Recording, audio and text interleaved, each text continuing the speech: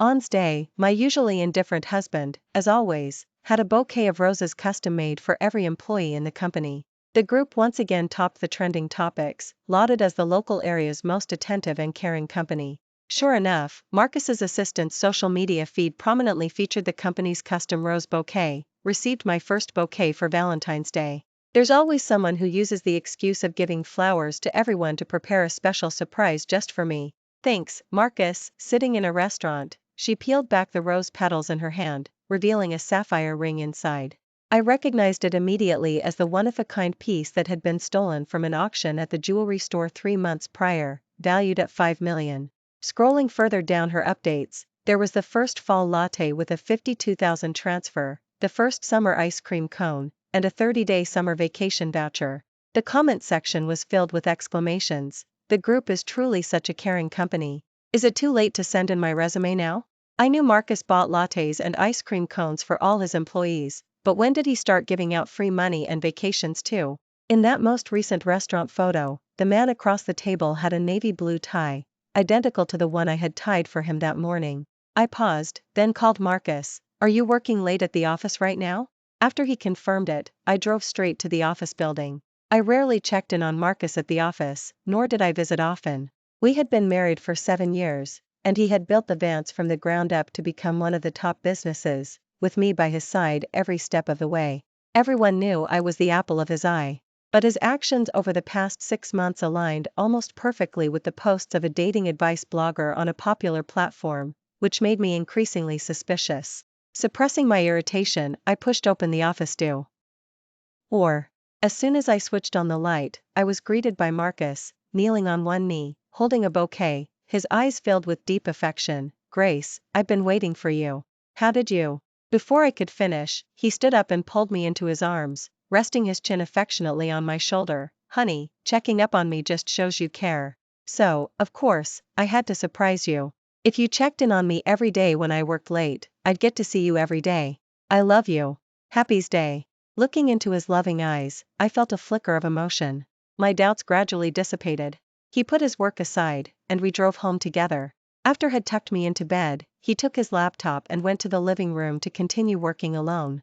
I had just closed my eyes when my phone began to buzz with messages. I picked it up. A cute animal avatar had sent a string of messages. There was no contact name, but the messages were pinned to the top. Marcus, you actually left me alone at the restaurant on Valentine's Day. That's so ungentlemanly. I'm going to punish you. You have to have dinner with me every night next week. Hee. By the way, how was that sweet talk I taught you to make Grace happy? You blockhead, if only you were half as clever as me. It was Marcus's phone. He never set a password for it. I recognized her. It was Daisy, an intern at the company. The moment I saw those words, my blood practically froze. It dawned on me then, Marcus was never the type to say cheesy romantic lines. When a man is having an affair, he often feels guilty towards his wife, subconsciously expressing affection to compensate for his remorse. That thought suddenly flashed through my mind. Suppressing a nauseous feeling, I scrolled up further. Marcus, only my latte had special comfort tea in it, right? Thank you, my period pain is gone. How did you know I like strawberry ice cream cones? You even stocked a fridge full of them for me. You're like an ice cream fairy. I worship you. Scrolling back 6 months, Daisy had chattered away every day, sharing her favorite songs and food, and even though Marcus's replies were cold, he responded to every single message. Meanwhile, our last chat record was from our wedding anniversary, when he replied that he had to work late. The chat history seemed endless, and my heart felt like it was plunging into a bottomless abyss. The messages quickly refreshed. Daisy sent a voice message, her meek voice tinged with a slight sob. Marcus, I really didn't want you to leave. If I were a little more headstrong, would you have stayed tonight? Today is my mother's Memorial Day, and everyone else seems so happy, except for me. This time, Marcus replied instantly, the message syncing from his laptop to my phone. Send me your location. At the same time, I heard the hurried sound of a laptop closing outside. Marcus pushed open the door and said in a rush, Honey, something urgent came up at the company. I need to go. Oh, and I'll be working late every night next week, so don't wait up for dinner. With that, he grabbed his phone and jacket and made to leave. I suddenly spoke, my voice trembling slightly. Marcus, can you not work late tonight? But before I could finish, he cut me off with his urgent voice. All right, Why are you being childish at your age? I'll come back to you once I'm done, behave. Since we got married, Marcus had always prioritized me, sensing the slightest change in my mood or any trouble I had. If he had just looked closely, he could have seen my teary eyes in the moonlight, but he left without even a glance. Thunder rumbled outside. I remained silent for a long time, then opened our long-dormant family group chat and sent a message, "I want to go home." As soon as the message was sent, all my relatives in the family group chat began expressing concern, and Aunt keenly sensed that something was wrong. "Gracie, did that jerk hurt you? Tell Eleanor, and I'll sort him out for you." I hesitated for a moment, then sent a message, "Aunt, please help me investigate someone." Soon after, I received all of Daisy's information. She's a student Marcus sponsored in Northwood, from a low-income background. After graduation, she interned at the Vance. Everyone in the industry is buzzing that Daisy is Marcus's kept woman.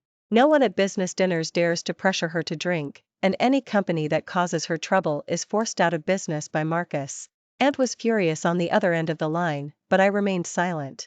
A year ago, Marcus unfailingly traveled to Northwood for business every month. Each time he returned, he'd bring me trinkets that young women tend to like. Back then, I thought he was finally showing some affection. Now, I realize there might have been signs of his infidelity all along. I was just too trusting. My heart ached with a dull pain.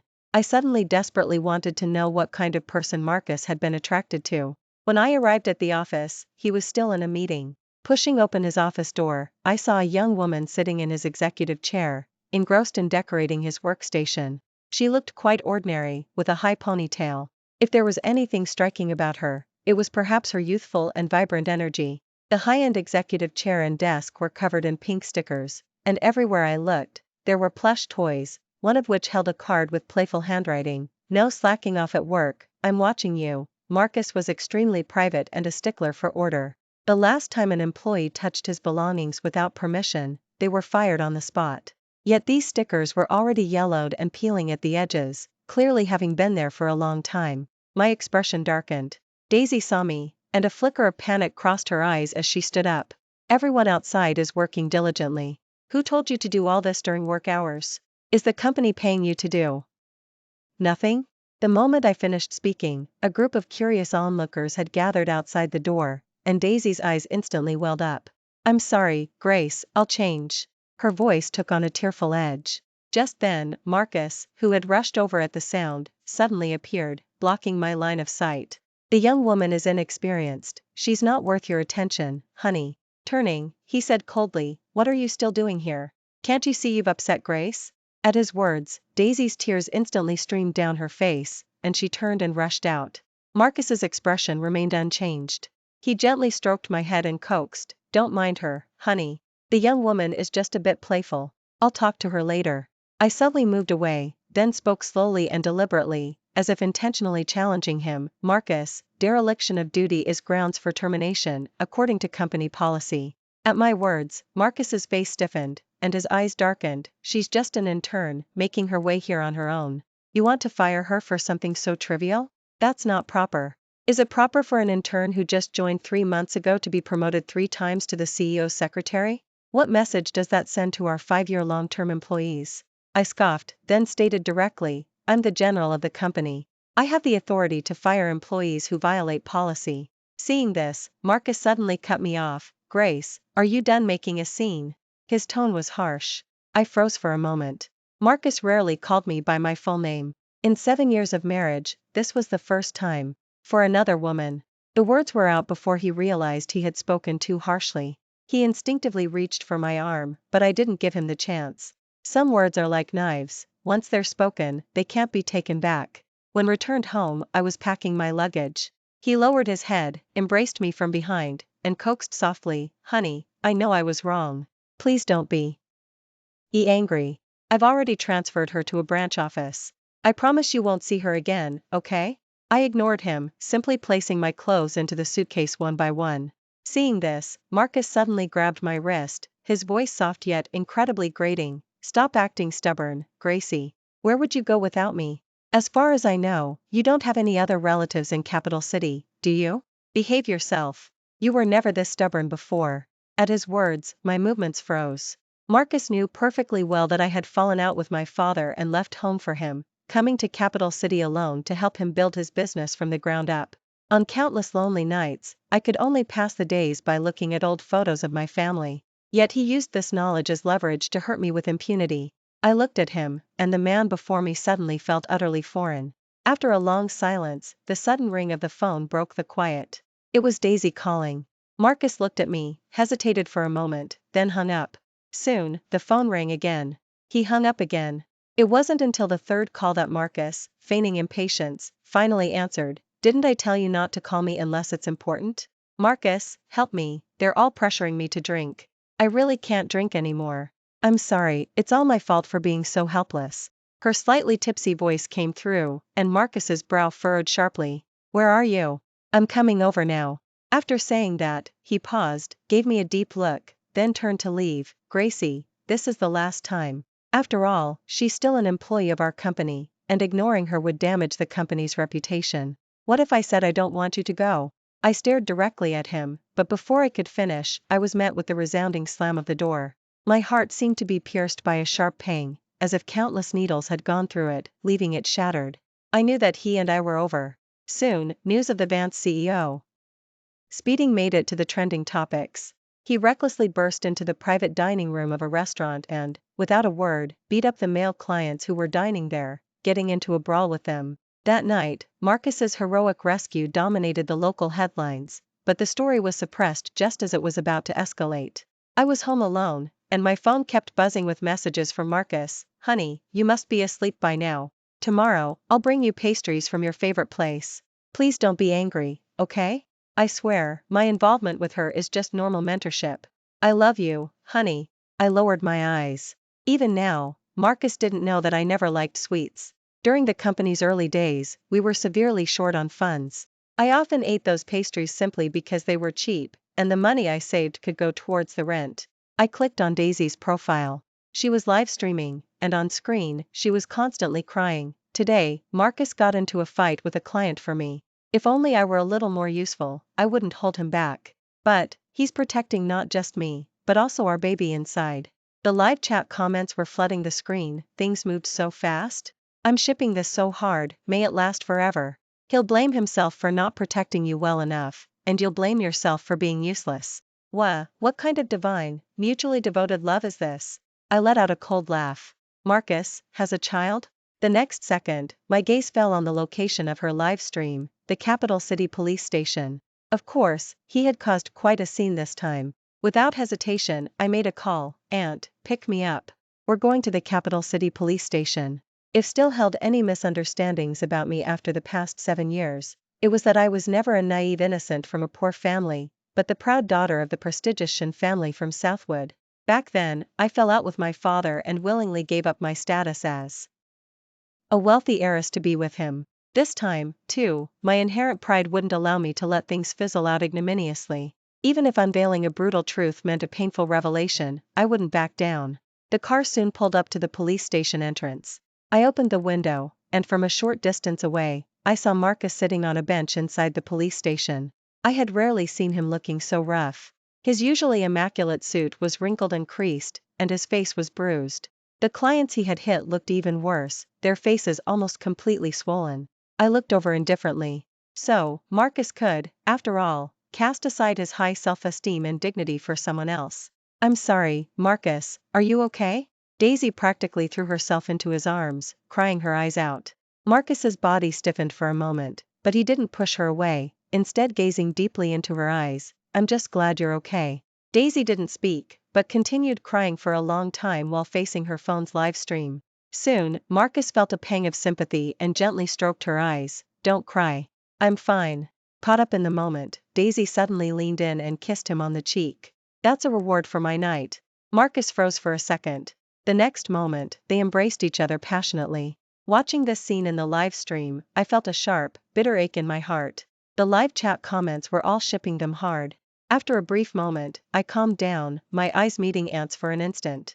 The next second, I pushed open the car door and strode over, raising my voice abruptly. "Honey, I heard you were hurt. Are you okay? What are you doing?" My voice was loud enough for everyone in the police station and even those in the live stream to hear clearly. Everyone's attention was drawn, and they looked our way. Instantly, the live chat comments exploded. Marcus saw me, instinctively pushed Daisy away, and a flicker of panic crossed his eyes as he spoke, his voice Gracie, what are you doing here? I didn't speak. At this point, the live stream's popularity began to surge. Husband? Is boyfriend someone else's husband? Is she a homewrecker? Right, she always shows off her CEO boyfriend but never his face. I always thought it was staged, but it turns out she's knowingly being a third party. Everyone, don't just guess blindly. Maybe there's a misunderstanding. Ours has been steady with Marcus for a year now. I've witnessed their whole relationship from meeting to falling in love, so how could it be fake? Yeah, support Daisy. Who is this crazy woman? The live chat comments scrolled relentlessly. Daisy's first reaction was to try and turn off the live stream, but Aunt snatched her phone, pointing the camera at both of them. Don't turn off the live stream. If you're not afraid of any misunderstanding, let's clear things up in front of everyone, shall we? Daisy's face went pale with fright. In contrast, Marcus, having recovered, strode over to me and coaxed in a low voice, "It's not what you think, Gracie. I can explain everything. Please stop making a scene, okay? Turn off the live stream, and we can talk quietly, alright? Daisy is still young, this will ruin her. It will also affect our company's reputation. You don't want the group we built together to be tarnished, do you?" I looked up at Marcus. His eyes had shown a flicker of panic for only a second, but now, there was only calmness and rationality. Yes, he was so good at weighing the pros and cons, able to remain composed even in this situation and come up with a solution that maximized his interests. In just a few words, he portrayed me as an unreasonable and disruptive person. Even his first thoughts were of her future and prospects. Marcus had forgotten that I, too, was once young, vibrant, and even a pampered daughter of a powerful family. But for him, I followed him without hesitation, and life slowly wore down my edges. Even though I was ready to break things off, my eyes still welled up with tears involuntarily. After a moment, I took a deep breath and personally unveiled the brutal truth. What? She dared to record her affair with someone else's husband on a public platform, but she's afraid of being shamed, is that it? Before I could finish, I was interrupted by Marcus's sudden shout, "Enough. Daisy and I are just normal colleagues. She just started her career and was being bullied, and I was merely comforting her as a senior colleague. You're used to being Mrs. Marcus and have never experienced any hardship, so of course you wouldn't understand the helplessness of these low-level employees." At his words, I froze on the spot. Aunt couldn't stand it any longer. She pointed a finger at him and snapped, "My niece gave up a privileged life as a wealthy heiress for you, and lived 7 years of hardship with you. How dare you say such things? Do you really think without Gracie, your Vance would be where it is today?" Aunt's voice was powerful and resonant. Soon, the beaten clients recognized her. It's the matriarch of the prestigious Shin family from Southwood. "Oh my, it's you. I was just saying you looked familiar." The live chat comments instantly erupted upon hearing this. Is that the all-powerful Shin family from Southwood? I heard their market value exceeds 10 billion, and their influence spans the globe. They've just been particularly low-key in recent years. It's hard for ordinary people to even meet them. This is an eye-opener. I'm an insider. I'd heard before that the Vance had been intentionally or unintentionally supported by the Shin family since its IPO, which is why it had such smooth sailing in the industry. So, it turns out the Shin family's daughter ran off with Marcus. Marcus stiffened at this, looking at me. "You're part of the Shin family? Why didn't you tell me before?" Back then, Marcus loved me dearly and cared for me deeply. If he had known I gave up a privileged life for him, he would have felt guilty and sad. At that moment, Daisy suddenly spoke up weakly, "Perhaps, in the eyes of a wealthy heiress, this is just a game. I envy you, sis, for never being bullied. If hadn't been here today, who knows what would have happened." As her words fell, Marcus's previously wavering expression returned to its usual indifference. "So you think all of this is just a child's game? Let me say it again, Daisy and I have never done anything inappropriate. The young woman is just a bit vain and was showing off on a platform. There's no need for you to harass her like this." The man's brows were almost completely furrowed. My heart completely turned cold, and I backhanded an investigation report onto his face. Daisy had several sponsors during her college years. Calling it sponsorship was practically the same as being kept. After graduation, she chose to cut ties with all her previous patrons and latched onto Marcus, a much bigger fish. After entering the industry, she thrived, freely bullying her colleagues, all thanks to Marcus's favoritism. Seeing this, Marcus seemed somewhat incredulous and looked at Daisy. Did you do all these things? Daisy's expression stiffened for a moment. Soon, she recovered. No, these documents are fake. Grace is so capable, forging a few documents would be child's play for her. But I will never admit to things I didn't do. She spoke with righteous indignation, forgetting there were witnesses present whom she had harmed.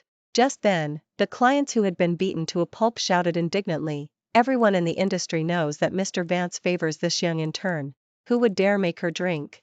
She was clearly coming on to me, and I repeatedly told her I had a wife, but she still kept approaching. What could I do but push her away? Who knew Mr. Vance would walk in and just hit me, not listening to a single explanation? If you don't believe me, this hotel's private dining room has surveillance CA. Maras, you can check the footage. At these words, Daisy's face went pale, and she instinctively tugged at Marcus's sleeve. Marcus, listen to me, it's not like that. But this time, Marcus pushed her away. Marcus's gaze returned to me, now with a hint of unease. He spoke softly, "I'm sorry, honey, I didn't mean those words. Whether in the past or now, I have never had any kind of relationship with her. You have to believe me." I looked into his seemingly sincere eyes but said nothing, only a faint, "Let's get a divorce." After I spoke, I was about to turn and leave when Marcus's anxious voice rang out behind me. "Why? 7 years of our relationship, and you're just throwing it away?" "I swear to God, I haven't done anything." I turned my head, looked directly at him, and said softly, "Then can you truthfully say that in the past year, constantly chatting with her day and night, you never felt attracted to her for even a moment?" He was silent for a long time, saying nothing. Silence was also an answer. I knew we were completely over. After left, the divorce agreement was delivered the next day. Marcus took it and tore it to shreds. But there was a second, a third, and so on. It seemed his beloved wife really didn't want him anymore. He was unwilling to accept it, but helpless. Daisy frequently showed up at his door, but facing the girl crying incessantly outside, Marcus only felt annoyed. Why had he ever fallen for someone like her? Ever since he started sponsoring Daisy, she had often shared details of her life, where she went, what she did, what she read. Marcus never replied, yet he never rejected her either. He didn't know when it started, but those interesting daily updates had inexplicably piqued his curiosity. This fleeting curiosity was like opening Pandora's box. He began to care about her whereabouts, about why she was unhappy today. He even flew to her school simply because Daisy hadn't sent a message for a day. The young woman would be teary-eyed when he comforted her. "Marcus, you're so thoughtful. I've never met anyone as gentle as you."